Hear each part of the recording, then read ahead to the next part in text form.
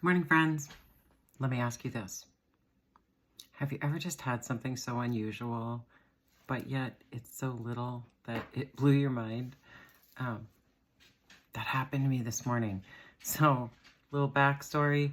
I've had to shut off my water main for I don't even know how long now. At least a month, I would think. So I turn on my water once a day to do all the cleaning and fill some water buckets and water plants and water myself. And the reason I do that is because I did not take care of a small maintenance issue when I should have, and I broke a water line.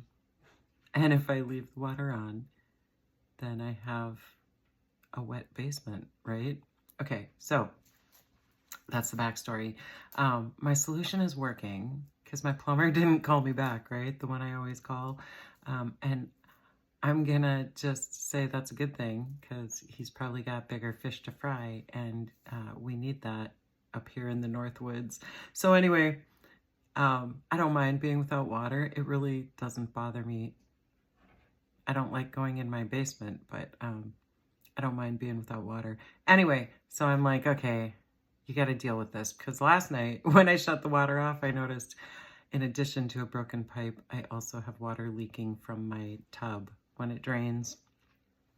So anyway, I'm like, all right, well, it's time to deal with that. I'm going to have to deal with that. I'm not sure how, but maybe I'll call my guy back today. And then I went about my business because we know that I write every morning, right? And we also know that I write my pens out of ink. A pen only lasts maybe a couple of weeks in my house before I have to throw it away. And so this morning I was writing with this pen and I thought, wow, I wonder if that's like the last pen left over from when I had my business. So I brought it up to the light and I went, what? Lego maintenance? Who did I steal this from? Because it just happens to be a maintenance person in my tiny little town who I didn't know about.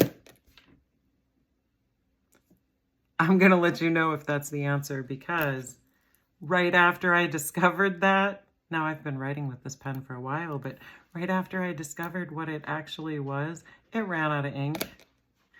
If I hadn't looked in the light, I would have thrown that pen away and never known about this maintenance person in my very own hometown.